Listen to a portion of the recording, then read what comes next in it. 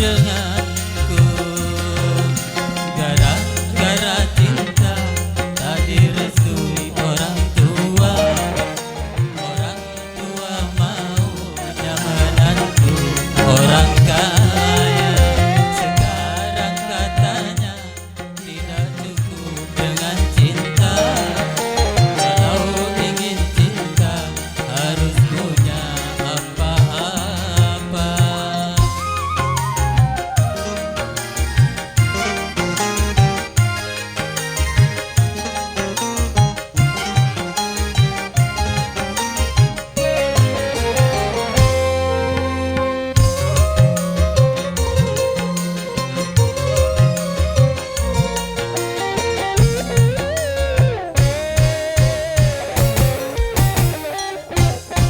Cinta bukan seperti air di daun keladi.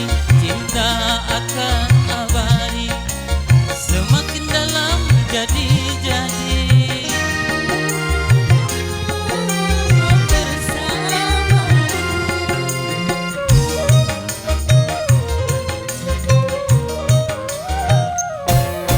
Kadang seperti bunga segar dipuja-puja, tapi bila merana layu tiada berguna. Begitupun diriku harus menyadari, karena yang terjadi aku bukan untukmu. Tak direstui orang tua. Orang tua maunya menantu orang kaya. Sekarang katanya tidak cukup dengan cinta. Kalau ingin cinta harus punya apa-apa.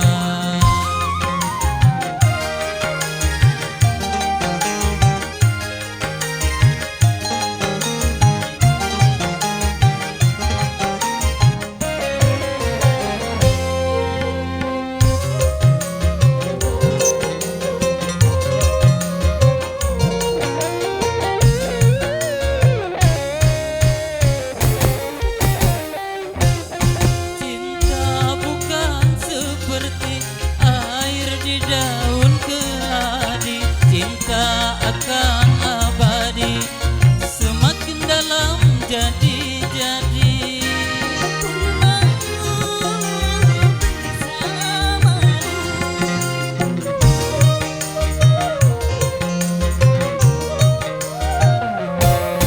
Kadang seperti bunga segar dipuja-puja, tapi bila merana layu tiada berguna. Begitupun diriku harus menyadari, karena yang terjadi aku bukan untukmu. Baju yang merah ini jadi kenangan. Mengapa kau menghilang tanpa alasan?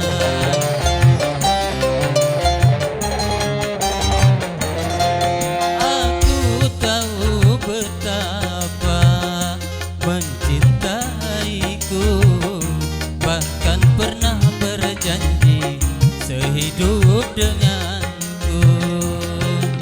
Gara-gara cinta tak direstui orang tua.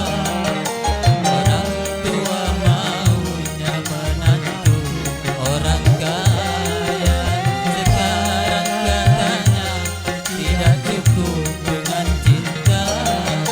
Kalau ingin cinta harus punya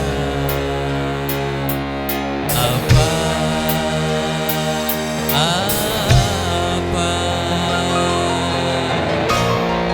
Baik, sekian, terima kasih.